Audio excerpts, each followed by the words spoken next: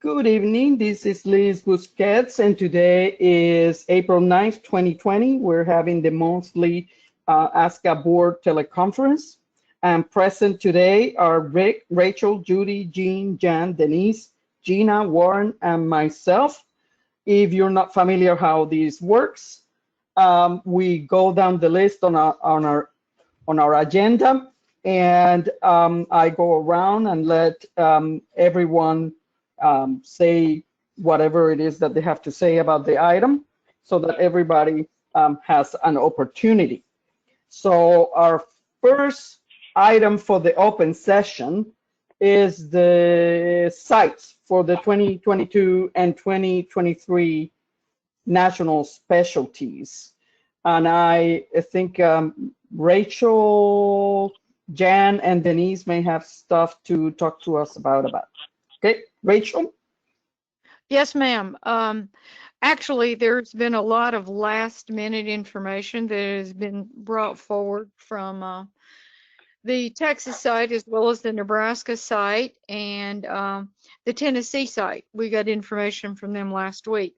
I'm going to let each person that reviewed a site discuss their sites. And Jan reviewed the Lincoln, Nebraska site, so I'm going to let her discuss that with the board. Rachel and everyone, I just had one question. When would you like me to have Laura join the call for this? After you guys have had a chance to go around? Right, exactly. Perfect. Because yep, I would like for the board to be able to have her available to discuss the comparison that she provided for us. Great, you just let me know and I'll text her. Thanks. All right, great, thanks. The Lancaster site is in the Dropbox. It's rather detailed. The facility, as you can see, is undercover. I believe I got it this afternoon. All my original conversations with them was it would be all under one site. They've given us some potential dates in mid-October of either 2022 or 2023. And there's also the map of the layout of this facility. They are close to the two airports there, Omaha and Lincoln, I believe. Sorry, I didn't write it down, but there's two large airports that come into that near that facility, and it shows the arenas.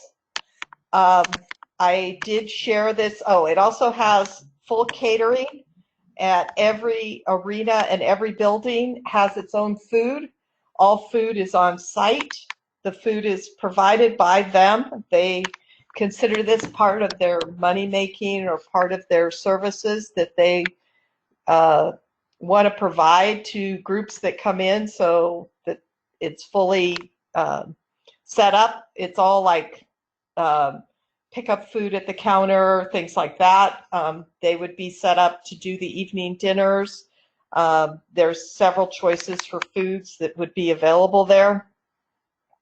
They have said that they would do the welcome dinner would be something, or welcome reception would be something they would do to welcome people to the facility. Laura says this is about a $6,000 adventure.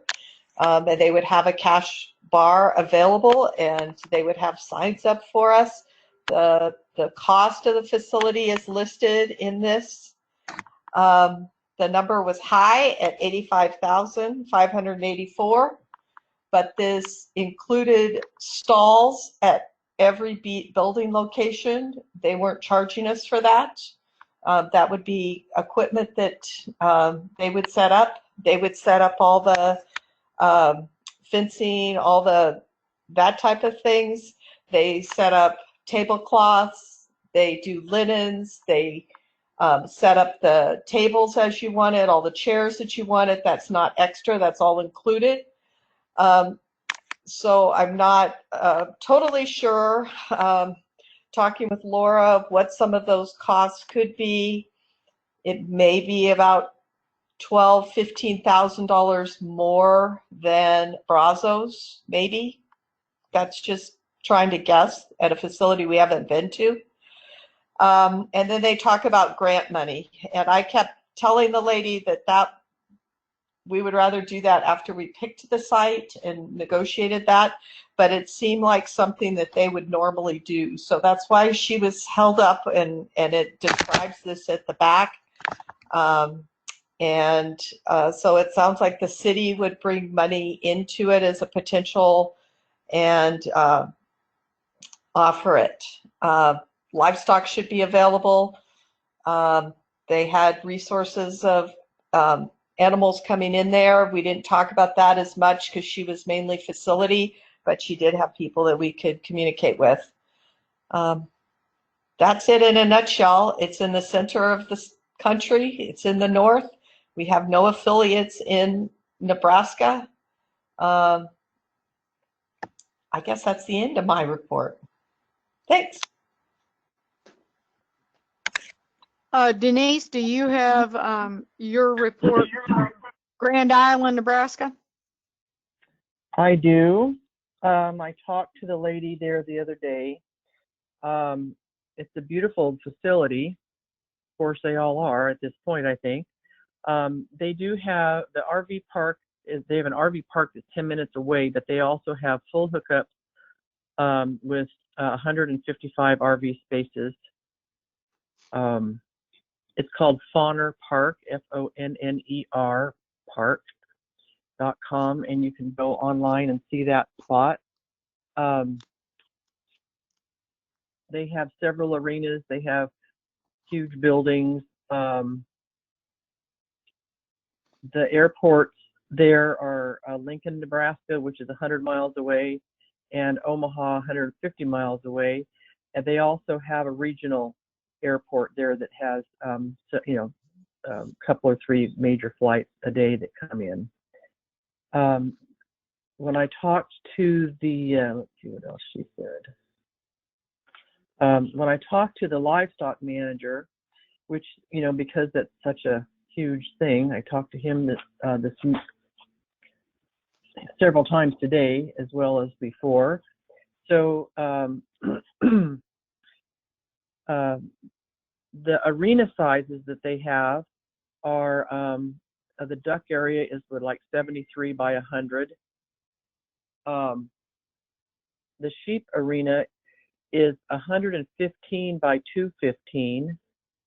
I know that that's a little bit small on the width wise, but I think most of the courses are good with that, except for C, I think is the only one that I recall that's real wide. And then the cattle their arena is 125 by 240, and they host a big national stock dog trial there, and he said they fill those arenas with spectators because of their publicity, and it holds several thousand people. So I told him I thought the grandstands would have plenty of room for our event. Let's see. They have another building for the conference center for meetings. They have 2 banquet facilities. One of them is large enough for the welcome banquet, which is like 7 or 800 people. The other one they call the quilt room, and that's a smaller one. If that they can use for the banquet, if that's a smaller number, that they have that for about 400 people. But they could use the larger one as well for that. So let's see. He gave me a fee this morning. Oh, so I looked it up from my house to get to the city of Grand Island, which is where this Fonner Park is 1,170 miles. That's just a little bit less than that's a little bit less than what it takes to drive from here to Bryan. It's 21 hours. from my house in California to this Nebraska site.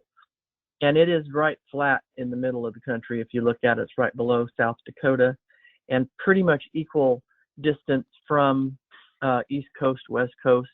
It's a little bit northern than southern, but not a whole lot. Let's see. Okay, so he came back with the price. You know, it's sort of like Jan's, $85,000 to $95,000.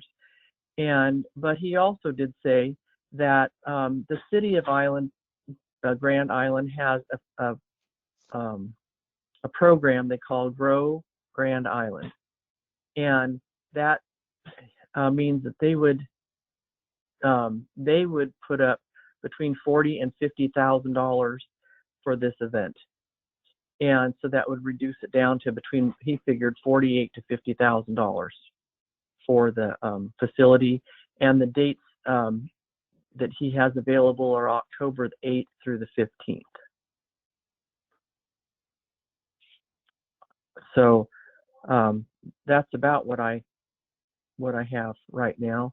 He didn't have anything written up today yet, but he was going to put that all together in a formal written document and send it to me. But you can see all the different buildings and what they look like, and they can provide the footing, different footing. They're all they know all about horse footing versus cattle and sheep footing. And they also have mats available. So he didn't think that there seemed to be any problem. They're very well versed in hosting huge events. It's the site of the Nebraska State Fair that rents it every year, for part of August, all through the month of September. So it's a really well-used facility. So that's what I have. Does anybody have any specific questions?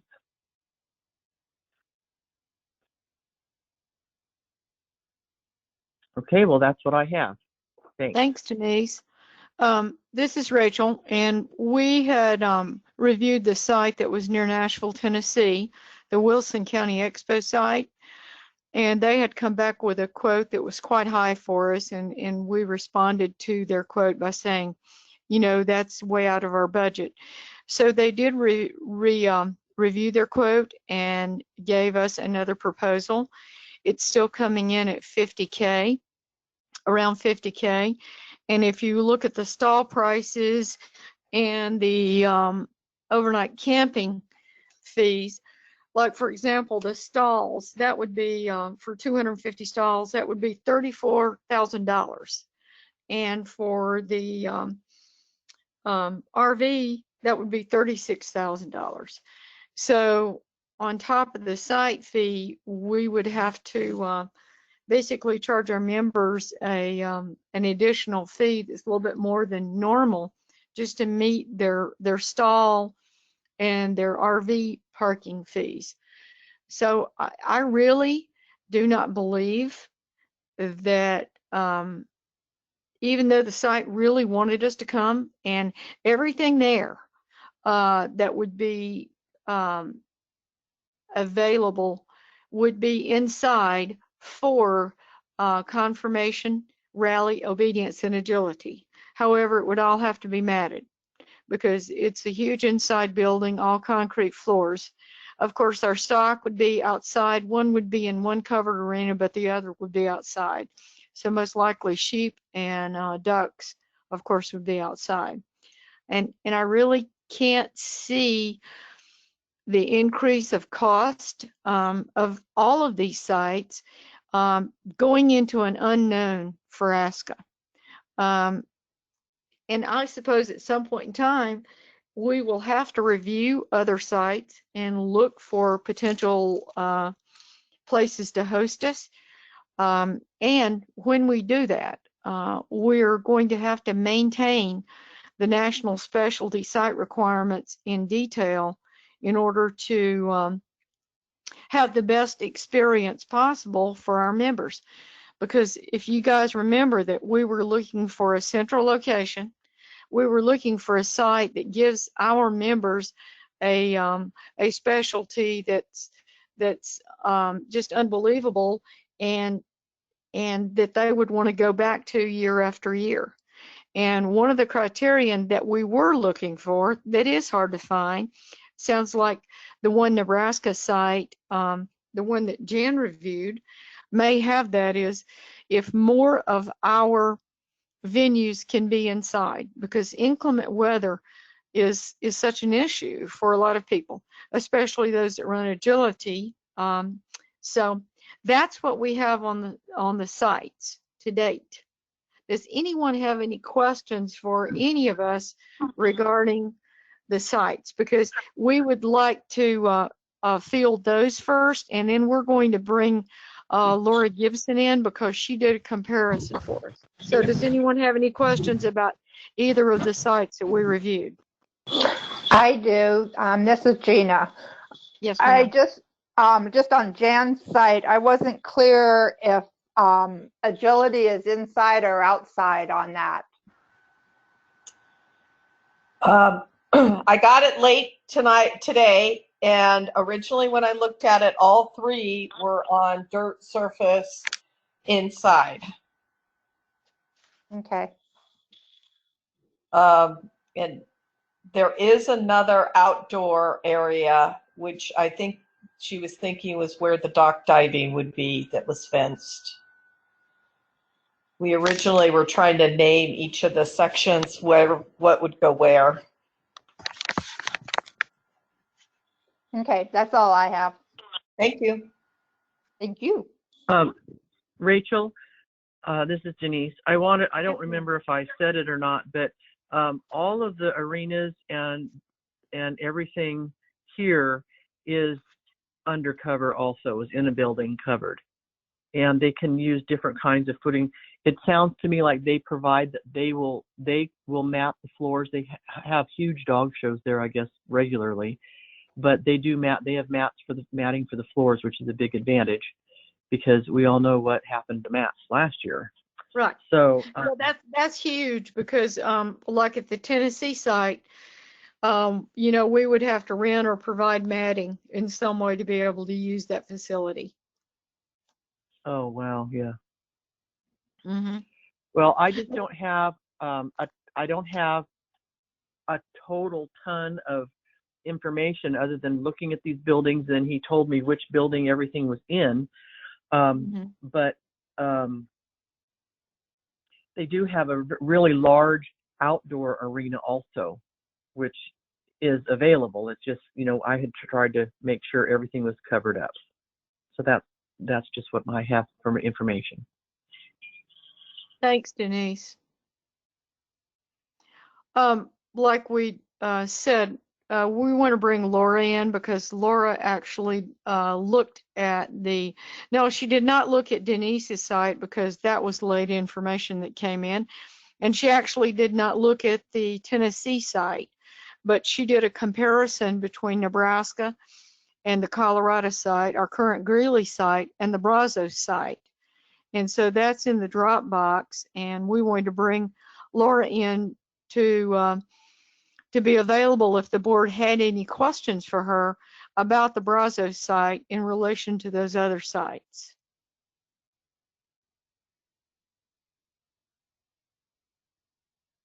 Is Laura on yet, Callum? I texted her, so she should be joining soon. Okay. All right. And I'm here. All right, cool. So I was just explaining to the board that you had done the analysis and the comparison between the sites, and that's why we brought you in so that you could answer any questions if anyone had them. Sure. Are you going to go around, Liz, and see if there are questions, or? I'm gonna go around, but I was waiting to see if Laura had something to say first. Give her a chance. I don't really have anything to say. I'm just here to answer any questions you guys might have.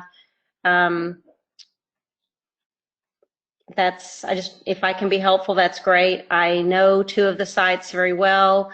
I know what it takes to run a national. So that's just why I would be perhaps helpful to you as you make your decision. I think I've talked to a couple of you in the past, and I think really until you decide what your priorities are and how you're making the decision, you know, what is your number one priority? Is it cost savings? Is it central location? Is it best facility for all venues, all programs? I mean, until you really decide that as a group, I don't know that you can make a decision, but anyways, I'm here to answer any questions. Thank you. Okay, I'm gonna just go around and see if anybody has any questions or comments. Rick? No comment at this time. Okay, I'm gonna skip you, Rachel, and go to Judy.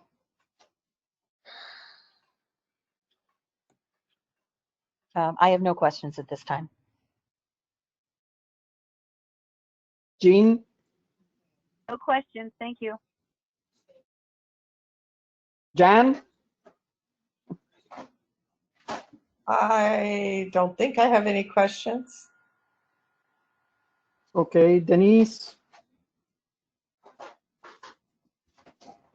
No, I think that well, we've been to the sites, that the Colorado and the Texas sites. That's what we're talking about, correct? No, we have the bid numbers for the Lancaster. The Nebraska site is also on the analysis page. Did everyone look at that page? I'm hoping. I didn't. It's in the file folder that Callis sent out, and it lists the Lancaster is at the top, and I tried to make it apples to apples here for you so that it's easy to compare the three sites.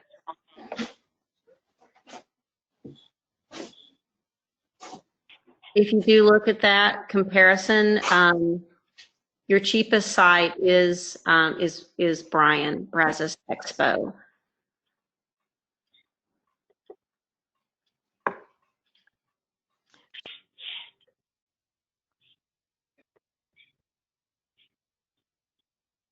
I guess I saw the comparison in the email, but I don't. Am I missing it? I don't see it here in the Dropbox. Yeah, I don't see it either. It's titled No, bid. It says bid. It says bids, guys. Bids from Island Grove. Oh, got it.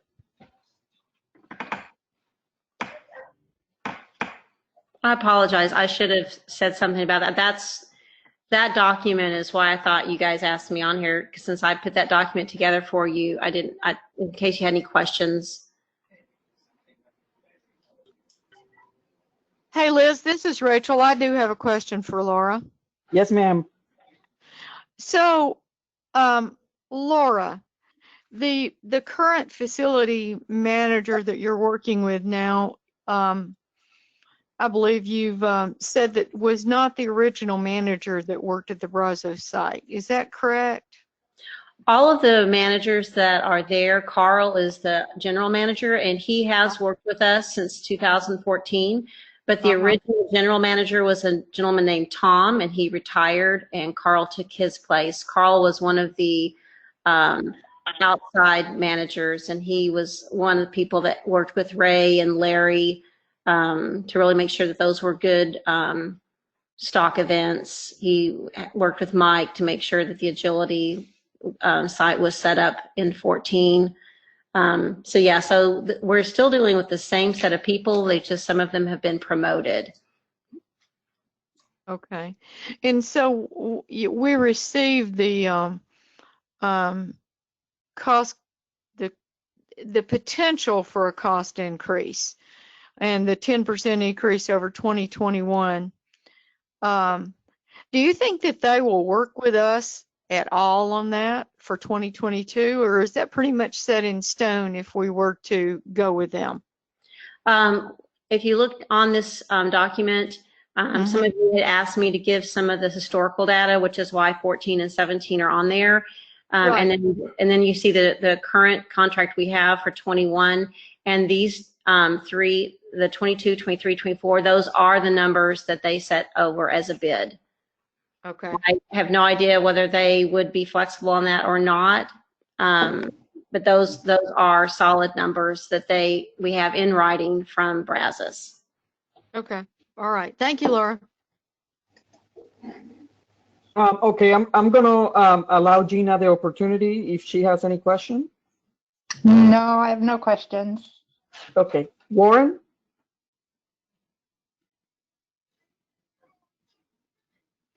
Sorry about that. Yes, I have no questions. Okay, all right. So I do have a question. I see that for 2023, they are saying no increase over 2022. So that's actually what they are bidding, right? They're saying that for 2022, they would not, I mean, for 2023, they would have it at the rate of 2022? Yes, that there would be no, they would hold the price for 2 years, and then they would have another increase in 24. Although you'll see that the stall and the RV fee will not go up in 24. They'll hold that steady.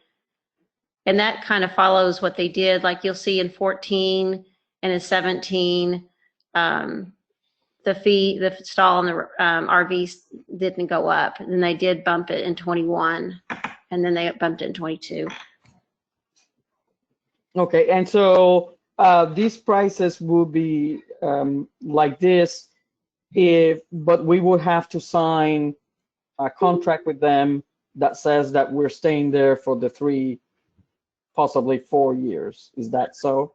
Or is this going to be a year-by-year basis? What we asked for was, what I was told to ask for was 22 and 23, and then 24 as a possibility, and that's the way they developed the bid. Okay. So I'm sure if we just said 22 only, they would just do 22 only. But that's how they structured the bid, with thinking that we were looking at 22 and 23 together, and then a possibility of going for 24. Right. Well, that was my question, because they have no increases over 2022. I figured that maybe they were already, thinking of them as a package deal. Yeah, I think they were thinking, that is what they were thinking when they put together the bid. Okay. All right. Well, Liz, I do have a question. This is Denise. Yes, ma'am. For Laura, on the RVs at $150, how many RVs did you have in Texas last time? Do you remember?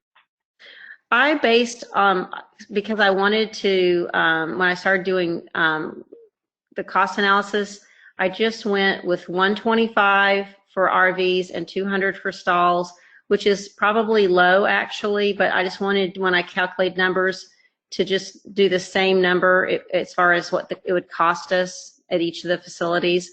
But I believe that we were at like 120 last time, because we split. Now Brazos has bought some, I think they call them pigtails, don't quote me, but they have some electrical harnesses that they can extend out onto that carnival pad. And so they are capable of having more RV spaces now. I think they increased it to 30 more. But we did not turn anyone away in 14 or 17. So that fee is on top of the facility fee then, correct? The stall fee and the RV fee. Yes, if you see, and that's how I broke it down in each one of those. But you'll see Lancaster, there's not going to be a stall fee. And same thing with Island Grove, there's not a stall fee.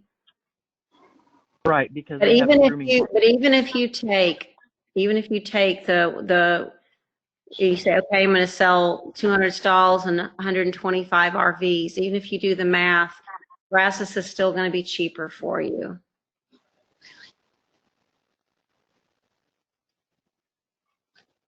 I have a question. This is Gina. Go ahead, Gina.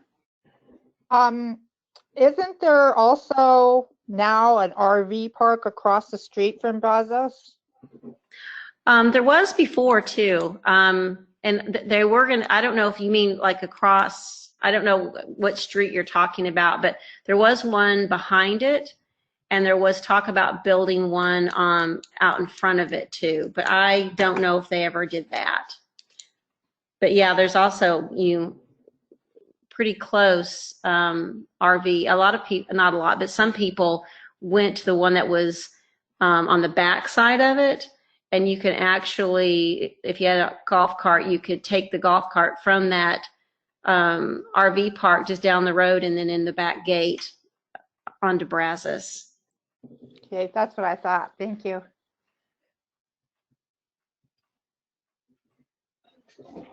Any other questions for Laura?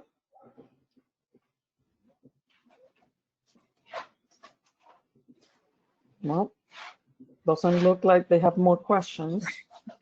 All right, guys. Well, if you think of anything else, let me know. And good luck with your decision. Thank you so much, Laura. Thank you. I will click off here. Give me a sec. All right. Goodbye, guys. Bye. Bye.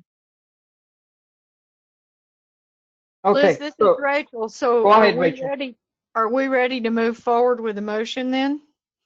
Well, that is up to you guys. I can go ahead and go around one more time before we do a motion Okay. to see where people are and see if we're ready or we're not ready.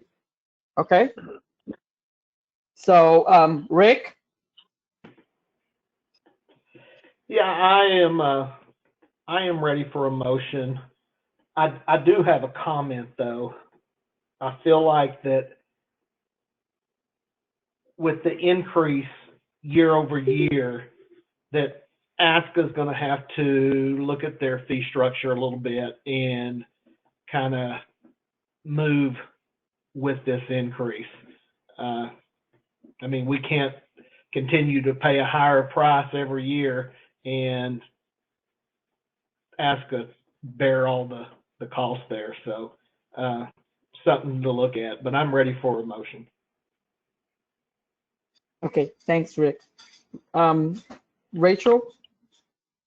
Oh, yes, ma'am. I'm ready to make a motion and then we can discuss it. Thank you. Okay, Judy? I'm ready for a motion, but it depends on what the motion is. Okay. Jean? Yeah, I agree with Judy. And Okay. just to address Rick's point a little bit is that at least in the future, if ASCA is putting this on, that means that ASCA gets to keep the profit. So hopefully that will help with the price increases, unlike the structure the way it is right now. So, Okay. Thank you. Okay, Jan?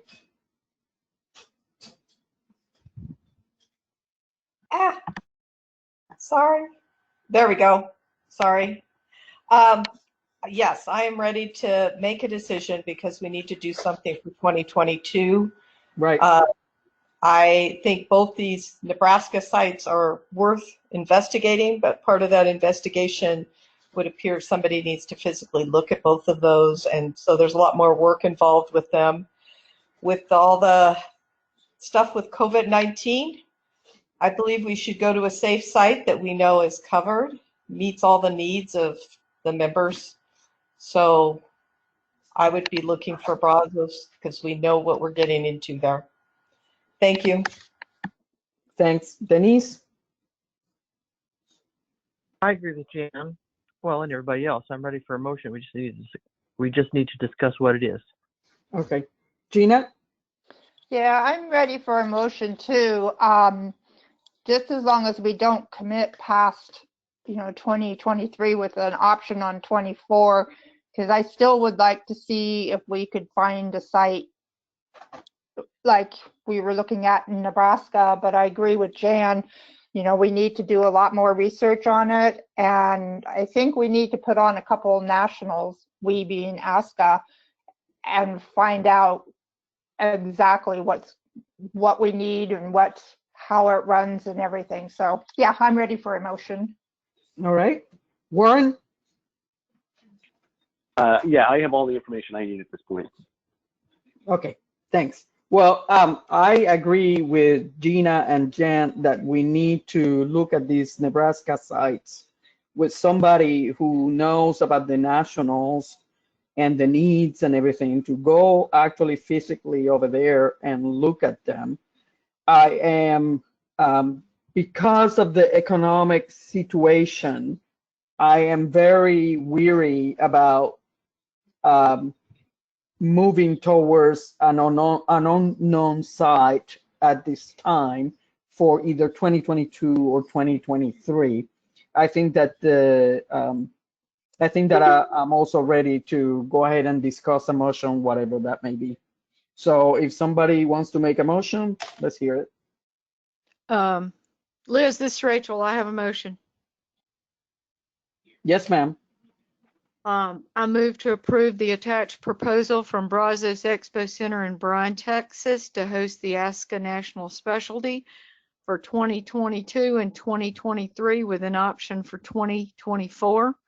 After reviewing the sites in Colorado, Tennessee, Nebraska, and Texas, the site that offers the most user-friendly contestant event site, all venues under cover, and is cost efficient is the Brazos, Texas site. This site provides an opportunity for ASCA members to show and trial their dogs without concern of safety due to inclement weather. In addition to that criterion, Brazos is a turnkey site and does not require additional labor expenses for arena or stock pen setup. And I said, please see the attached site comparison, which illustrates the cost effectiveness of the Brazos site when compared to the Nebraska and Colorado sites. And I'll second that. Yeah, and that is my motion. Okay. Did I hear a second from Jan? That was Jan, yes. Okay. So we have a motion by Rachel, seconded by Jan, to approve the Brazos site for the years 2022, 2023, with an option for 2024. So I'm gonna, I guess the best thing to do is to go around real quickly, and any discussion or questions or comments about the motion, you can make them then. So Rick? I'm good with the motion, thank you. All right. I'm gonna skip Rachel and go to Judy. I just would like to offer my services. I have to make a trip across country as soon as the COVID-19 is lifted, so I can check out the Nebraska sites, both of them, so I can do that. I wish we would only go 1 year extra to Brazos now that we have possible sites in the Midwest, but I'm comfortable with whatever the group decides. Okay, thanks. Jean? I'm fine with the motion, thank you. Okay, Denise? Oh, I'm sorry, Jan? I'm good with the motion. Denise? I'm fine with the motion. Gina? I'm good with it. Warren? I'm sorry, Liz, as you were giving the motion, my cell dropped out. I just want to make sure I'm clear. We're talking about 22 and 23 with an option for 24. The motion is that we would have those 2 or potentially 3 years in Brazos. And please confirm 21 is already in Brazos? Correct. 2021 was already contracted a couple of years back. Got because it. usually, yeah, I'm all set. Yeah, Yeah, usually we have to contract these places about 2 years in advance or so. So, Sure. yeah. All right. So any further discussion? All in favor? Aye. Aye. Aye. Any opposed? Any abstentions? Motion carries. All right. All right. Let's go on with the next item, which is the reimbursement request for the 2019 finals. And Rick is the liaison for the 2019 club. Unfortunately, I have nothing. The club chose not to use their liaison because I was never contacted. So I have nothing. Thank you. Okay, thanks. All right, so I guess the best thing to do is for first have somebody from the club, either Denise, and I'm not sure if Leslie was going to join. Yeah, she is going to join. I can text her right now if you want her now, and then you guys can talk about it after you have questions for her, or did you want to talk about it and then have me invite her? Well, in terms of organization, it's better for her, for them to present whatever it is that they have to present. Okay, and I'll text her right then now. the directors can have the questions.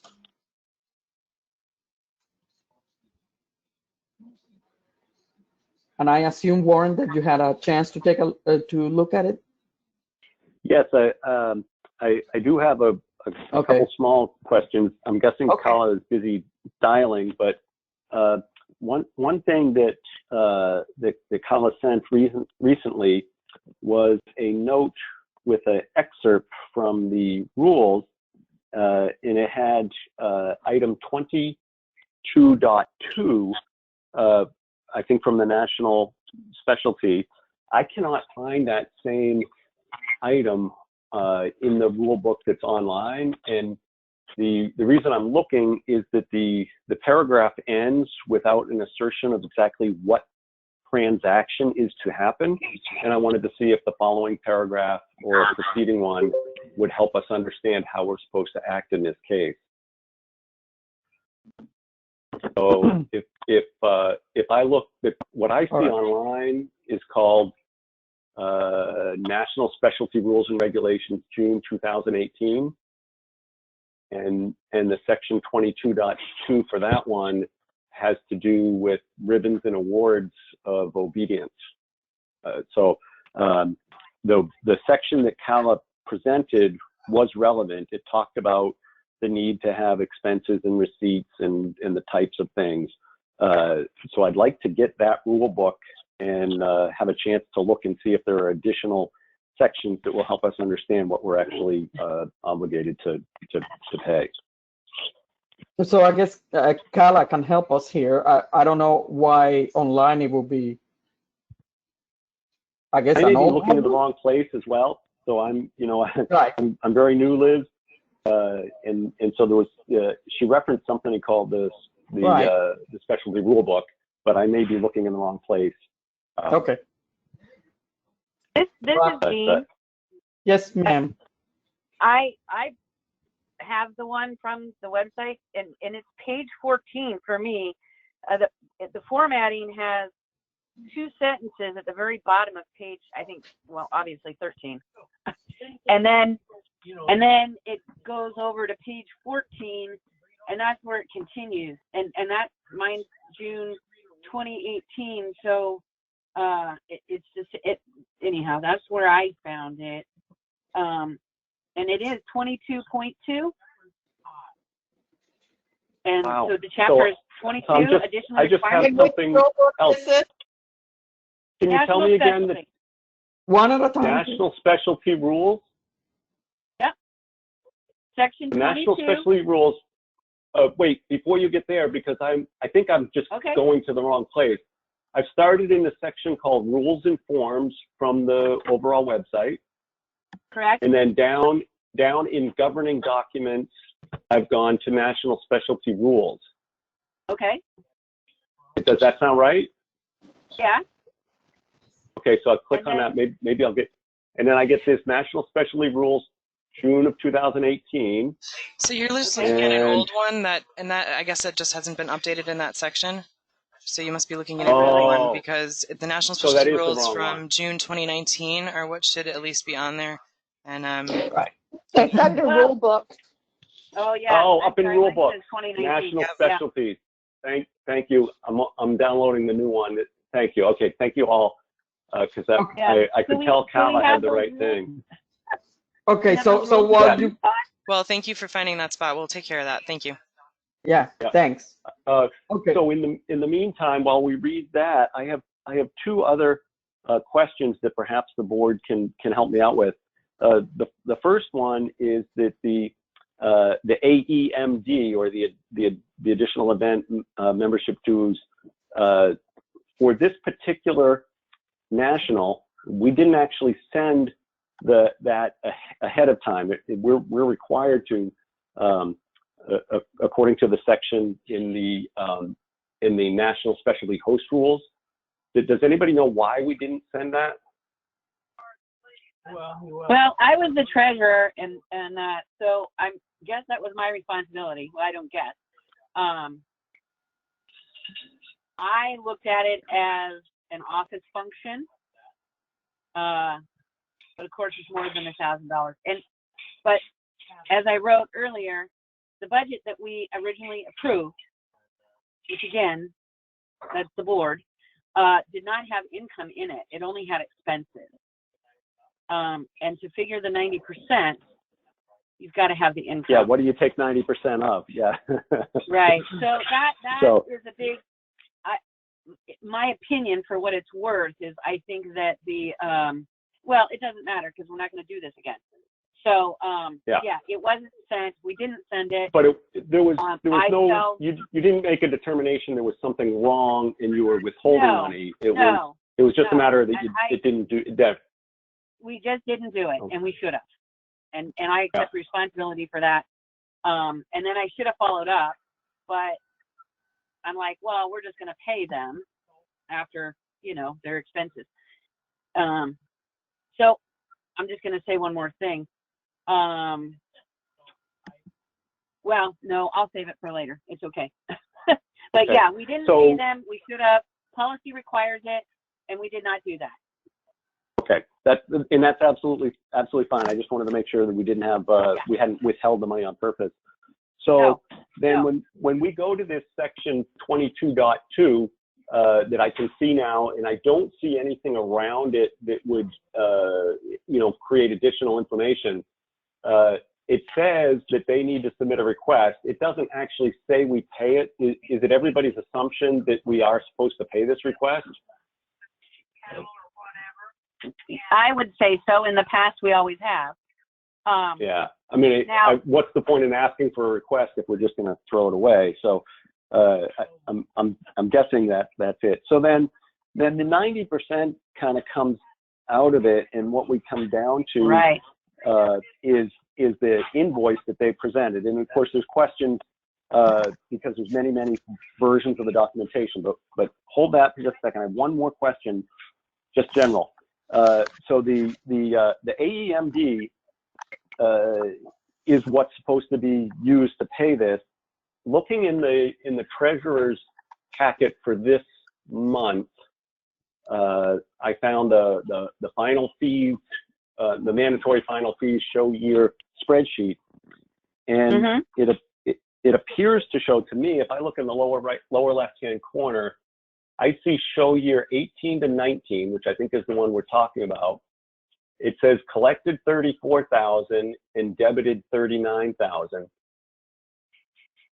and somehow it subtracted those two and got 1,000, which I don't think is right, but it doesn't even matter. The question I have is, we will be making an additional debit at this point if we pay this.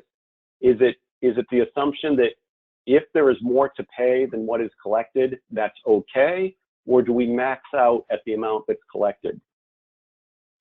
Well, Okay, so those are very good questions. No, I'll answer the last one first. No, we never max out at the amount that's collected. Whether or not that was the intention or whether that's how it should be is a whole separate thing. But Okay. I that's can't fine. remember when we changed this. So it used to be a lesser amount of money that was collected, and Stock Dog had more collected, and then it was made universal, a set fee across the board for all programs and put into this fund.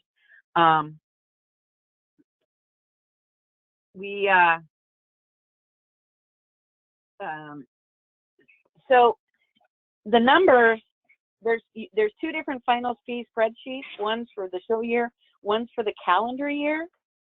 Yeah. And so when you look at the show year, it looks wrong, and I don't. I'm with you. It doesn't look right because it looks like we already paid this host club, but we haven't. Those are actually numbers from the prior year. Okay, those and that's numbers, what we expected. Those numbers, yeah, those numbers are So- from Colorado, which was held in September of 2018. Yeah. Okay. That's really good to know, and it's just informational. The prior, and I'm sorry, I don't know who all the speakers are, but the prior speaker who said actually what's in the AEMD budget is kind of irrelevant. That really drives that. But it's good to know how to read that table. So yeah, so then, sorry, this is Jean both times. I'm sorry. I said the speaker was the same. It's Jean both times. I'm sorry. I should Oh, have really? identified Jean.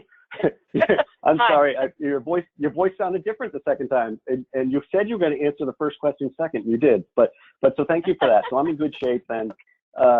So you know, to me, we read the rule book. We're supposed to pay this. The kind of the question comes down to some of the record keeping and some of the information presented is you know, it's been updated many times. There's the question, was the budget ever appropriate in the first place because it didn't have the revenue? You know, I'm not sure that even matters. You know, I go back to that, the question, do we believe that 22.2 means that we pay the expenses? And the answer I got from just one person, and the rest of the board maybe needs to weigh in on this, but the answer I got was, yeah, we pay the expenses. So, you know, that being the case, we need to get a handle on what were the expenses and then subtract out, you know, the entry fees and the sponsorships and any other income that they had, and then I guess cut a check for the rest. Is there any reason that logic is wrong? This is Jean. I want to ask you a question, Warren. So we have two policies involved here. One which we didn't do. And they have been given the entry fee money. That's the $15,840. $15,840. Yep. So they did get their entry fee. That's an automatic office procedure that's just handled. Yeah. My question would be,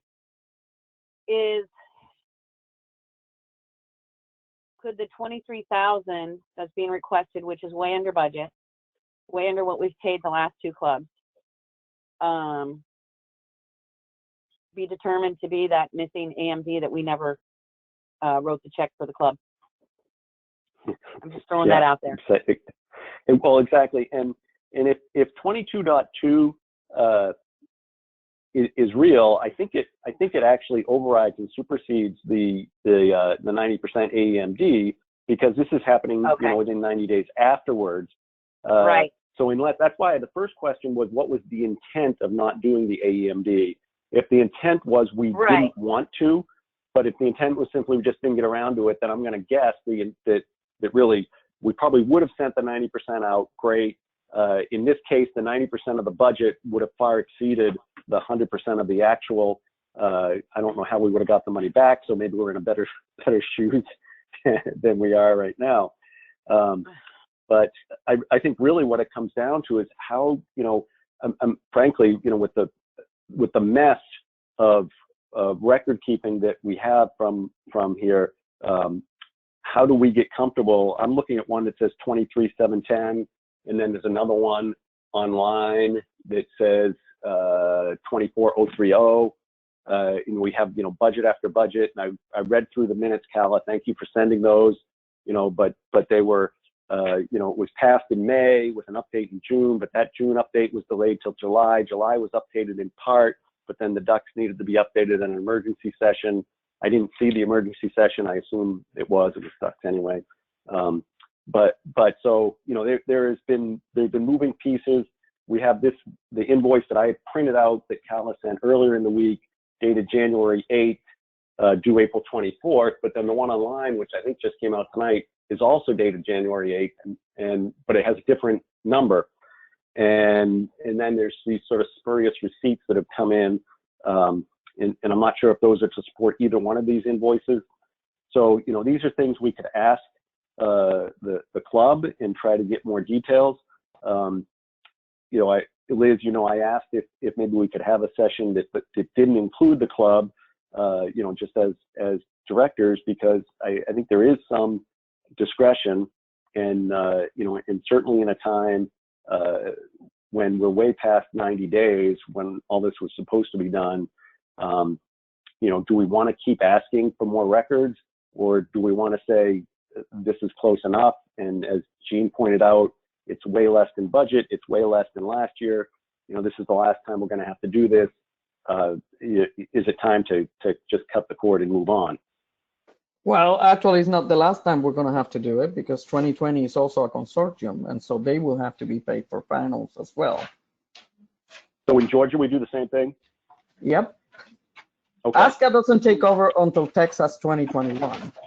So we need to make sure. That's right.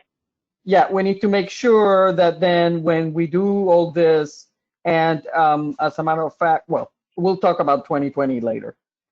Anyway, I think that the best thing to do is go ahead and let Denise and Leslie present whatever it is that they need to present, or you can, ask them questions as well. So I'm gonna let Denise and Leslie take the calm here. Great. Okay.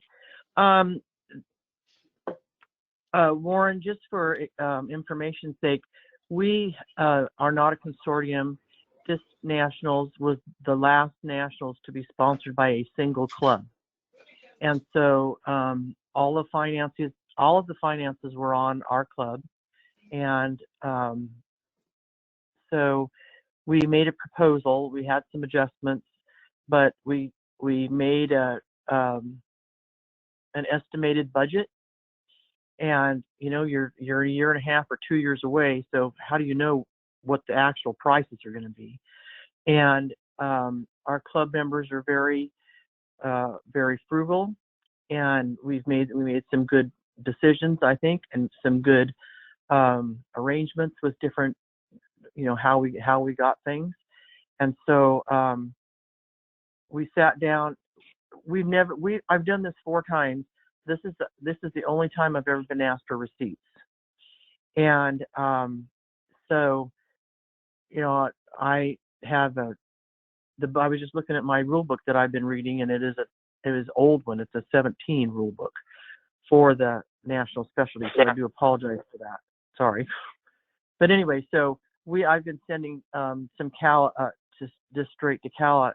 And there again, Rick, I do apologize didn't mean to leave you out. It's just that Calla had asked me the questions for receipts, and I just sent them straight back to her. It's okay, Denise. It's okay. But if you'd like to have them all, honey, I'll send them to you, just so you get. I just didn't have any information. You're good. Yeah. Okay. Anyway, so we have been in the process of sending receipts that we need to send. Some of the bigger ones are already that I think are listed on here, but Leslie is the one who does the computer work. Everybody on this board knows that I am not a computer person, and so she's very good at this sort of thing. And so I would really like for her to sort of explain what we did. We did sit down last night and go through these things, and sometimes it was a benefit to us and some because it was actually more than we had put down as an estimate.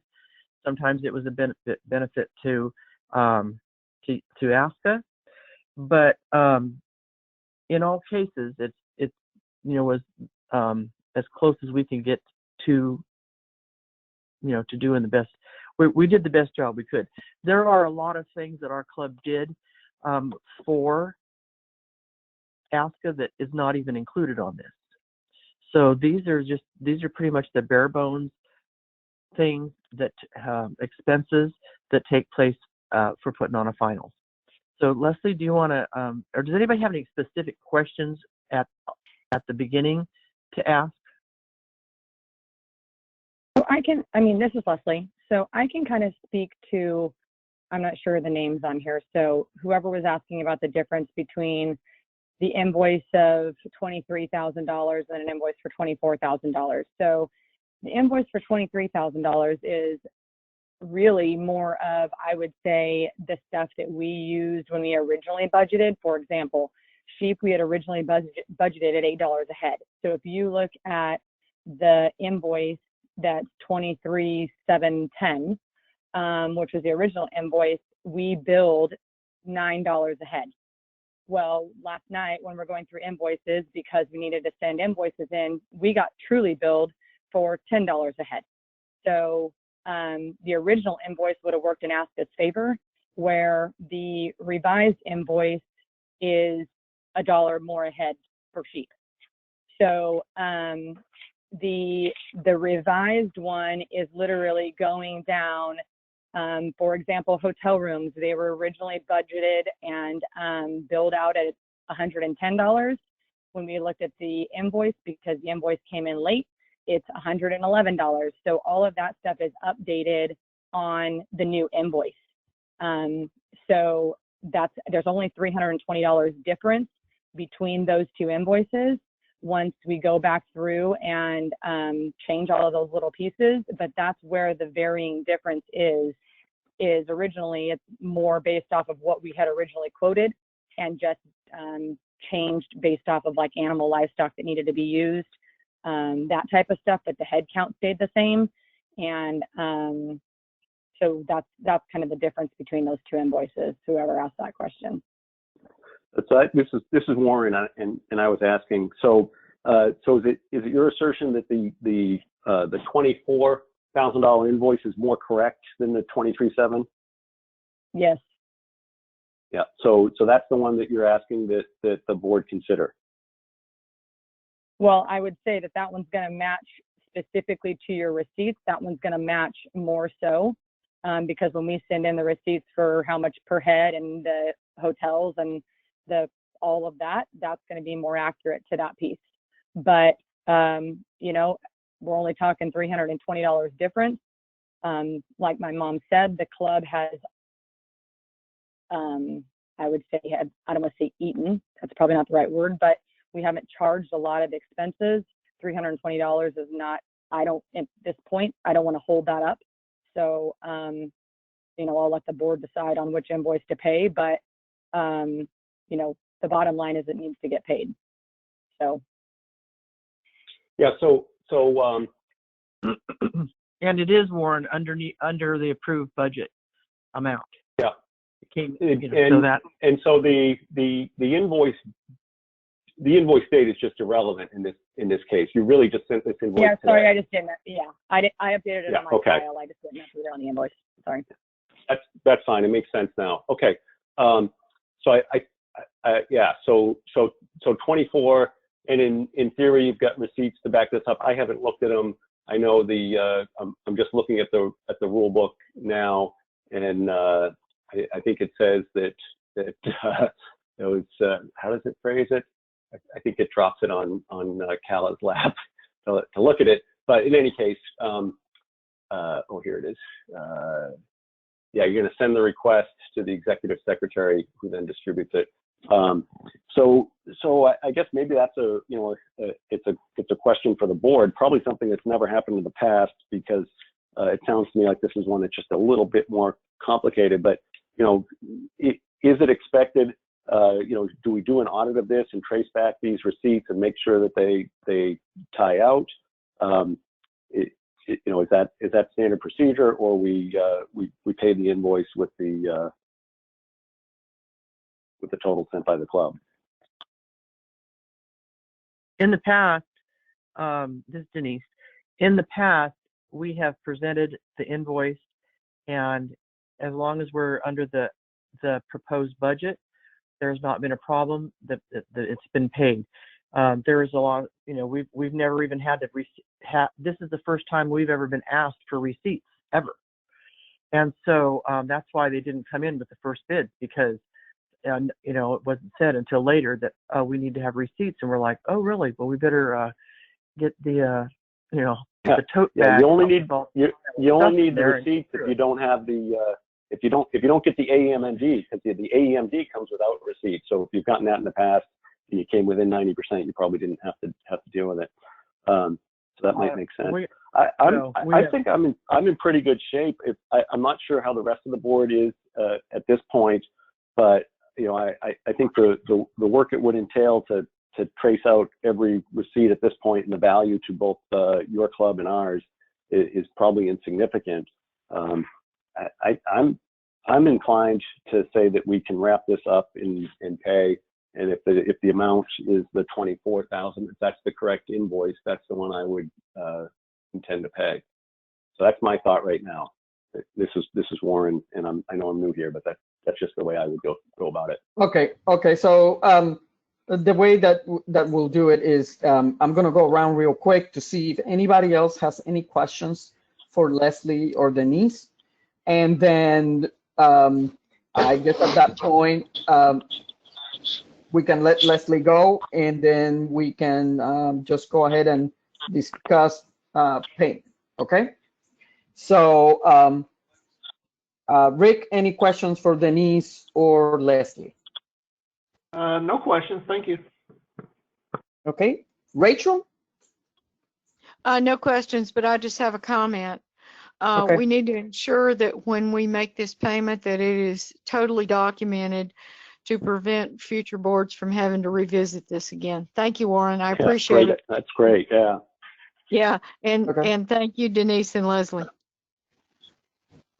Okay, Thanks, Rachel. Judy?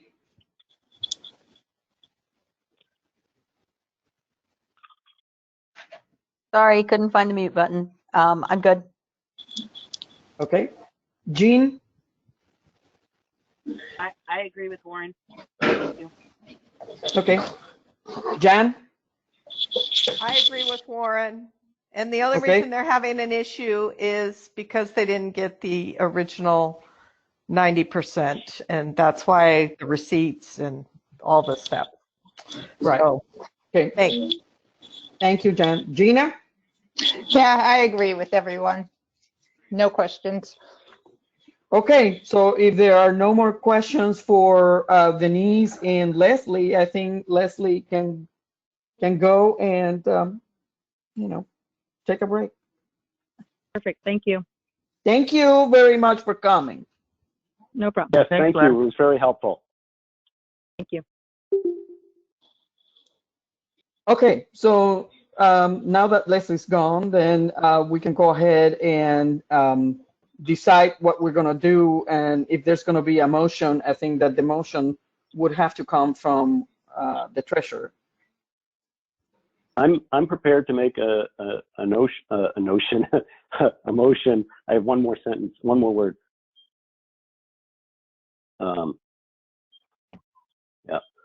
So what I'd like to say is that we move to authorize a final payment to settle all amounts for the Bakersfield finals in lieu of the AEMD and in satisfaction of all current and future expenses, whether or not supported by appropriate documentation. I'll second. Jan. Okay, I think I heard Jan or Jean. That's fine. It can be Jan. It's no problem. Okay. All right, so we have a motion by Warren, seconded by Jan, to approve the, well, actually, if Carla could read that back to us. Yeah, I have to make an adjustment to that. I didn't put the Okay. amount, so I'd like to say the board authorizes the final payment of $24,000, and I can't get that number to show up on my screen, Carla. I know you have it. 24,000, whatever, to settle all amounts for the Bakersfield finals in lieu of the AEMD and in satisfaction of all current and future expenses, whether or not supported by appropriate documentation. Okay, you got that, Carla? I did. Thank you. Okay, so we have this motion on the floor by Warren, seconded by Jan. Any discussion?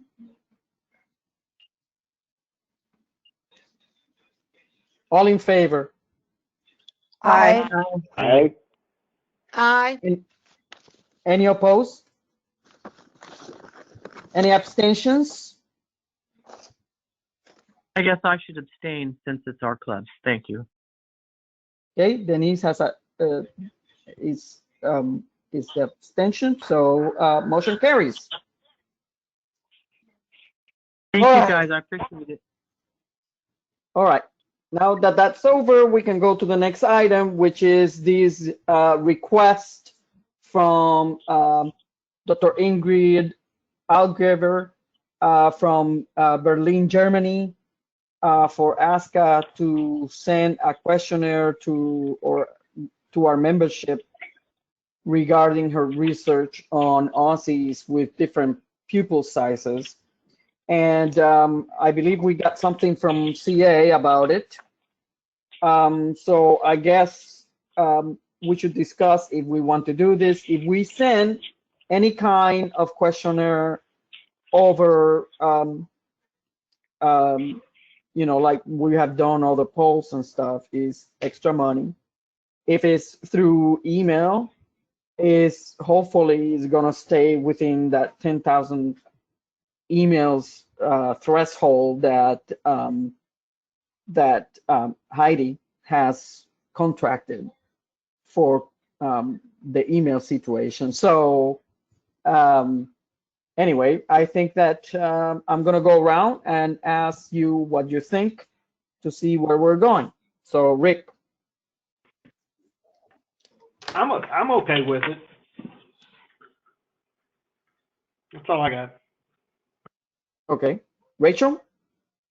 I'm okay with it now that CA has some knowledge of this also, and as long as we can keep it cost efficient.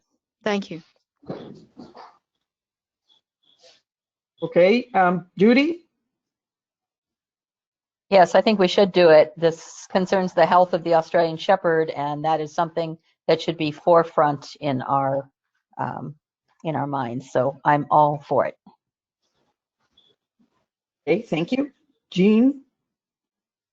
I have no problems with it. Thank you. Jan? I have no problems with it.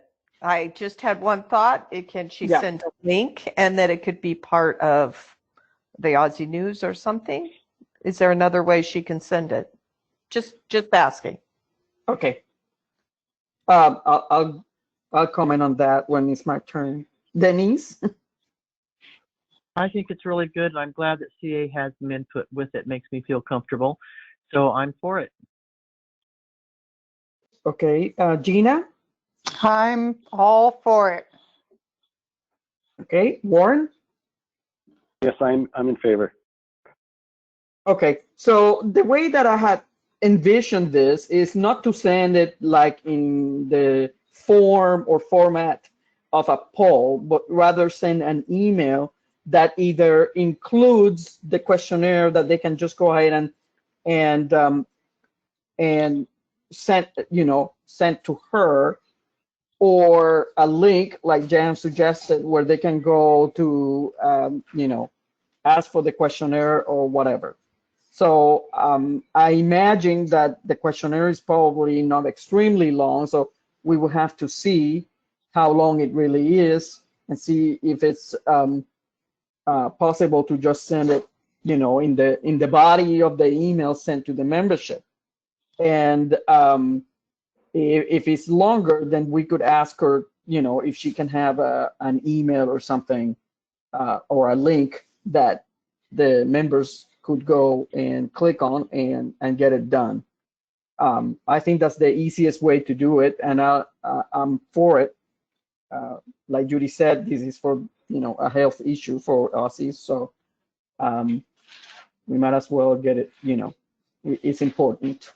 So that would be my input. So since it does include some money if we don't go over the 10,000 emails, but you know, that money, even if we went over, would be under a threshold for needing a motion. So I don't know if you guys want to go ahead and do a motion anyway, or just, you know, just go ahead and we can go ahead and get it done. So, hi Liz, this is Calla. So I was the one who Yeah, suggested you guys make a motion, because this is, while you're not actually sharing the literal membership list with someone, you are making our membership list like available. Sure. So I just thought that it should be documented with a motion. Okay, well, in that case, yeah, I can see that. So does anybody want to make a motion?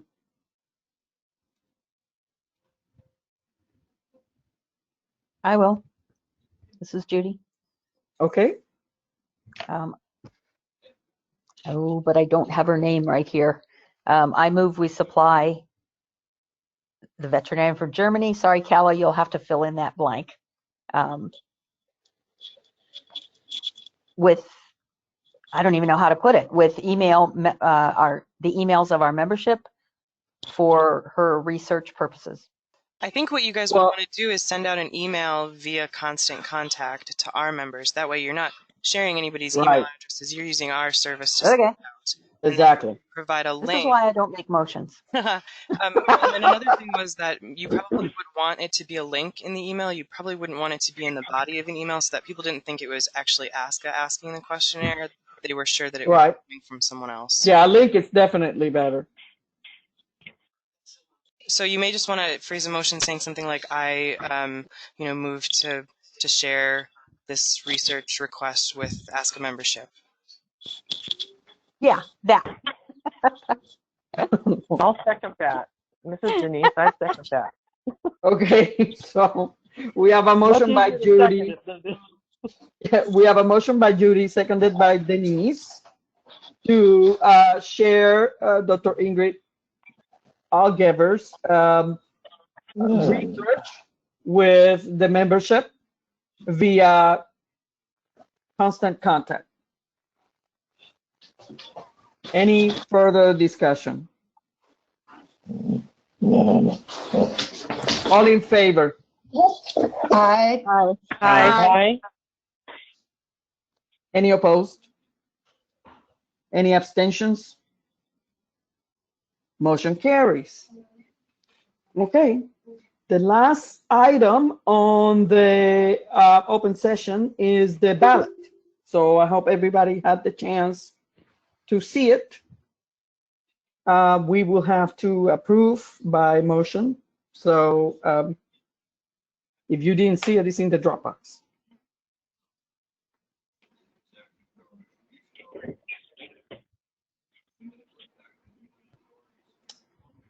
Hey, Liz, this is Rachel. Yes, ma'am. I'm sorry to interrupt you. I've looked at the ballot and I'm good with it, but I really need to go check on the ducks that just arrived today. I've got to go check on them. I will be back to the meeting as soon as I can return, okay? Okay. So I must leave the meeting right now. Okay. Have a good time with those ducks, Rachel. Yeah, thank you. Bye. Okay. Sorry. And Liz, you're going to go around, right? Yes, I'm going to go around. Okay. Okay. So, Rick? I I have a question. What is that July 15th, 2020 date under Board of Directors?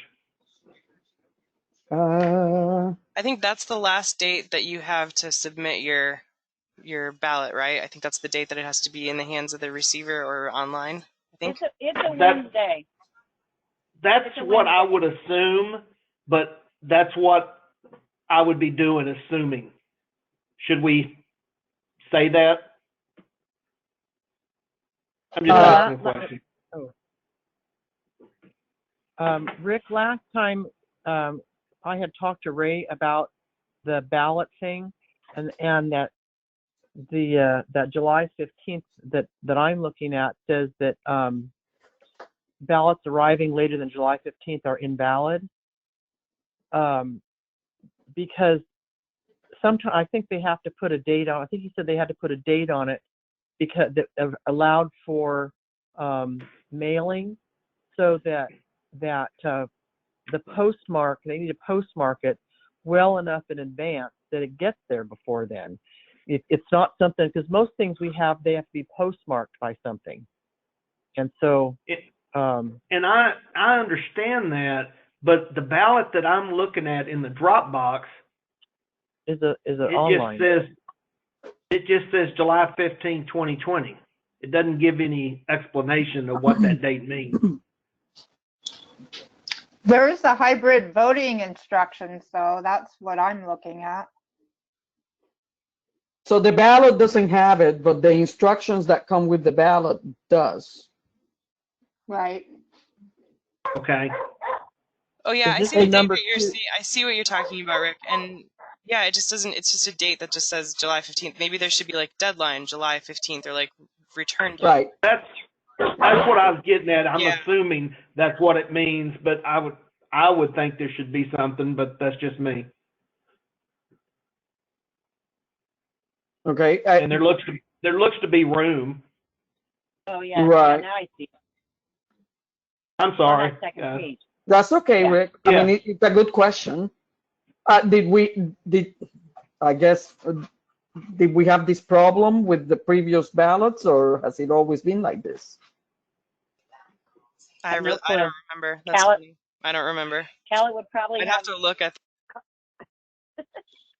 Because if we want them to make any changes, then we can't vote on it. So Well, we have to go around because I have two changes. yeah. Okay, then great. That's all I got. Thank you.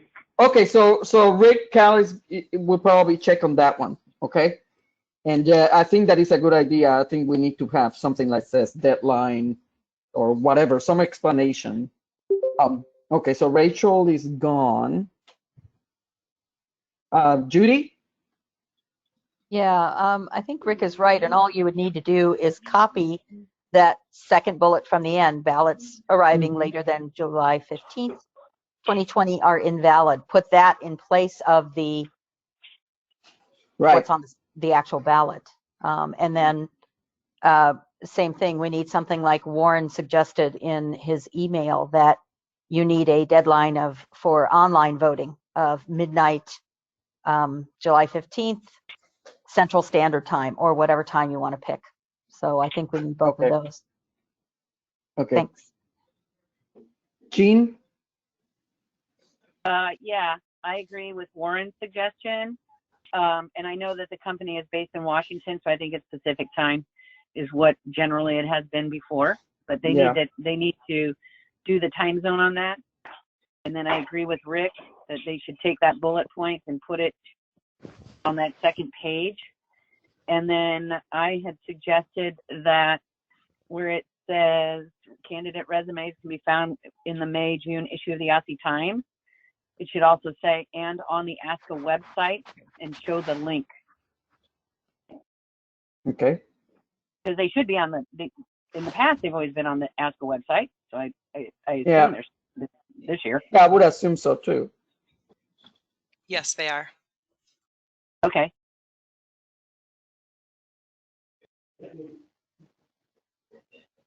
And that's all I got. Okay. No, that's it. Jan? They have covered them all. Thank you, guys. Okay. Denise? I think that the ballot will be perfect with those updates. Okay. Gina? Yeah, I think they covered all the points that need to be changed. Okay. Warren? Yeah, I'm all set. Thank you. Okay. So I'm hoping that Kala wrote down everything that you guys said. And what's going to happen is that we're going to have to send this back to Ray so that Ray gets them to change the ballot. And then they have to send us another form, you know, with the revisions. And then we have to vote on it. And because the mailing of the ballots is supposed to start for the European members on May 1st, we may have to do this on an emergency motion. So just letting you know. For some reason, I think, and I guess Kala can tell us, I think we're getting this a little later than we usually do. Well, we usually approve it at the spring meeting in person. Okay. And Ray kind of gets it usually that same day if we have any changes, or the next day. Right. Yeah. Okay.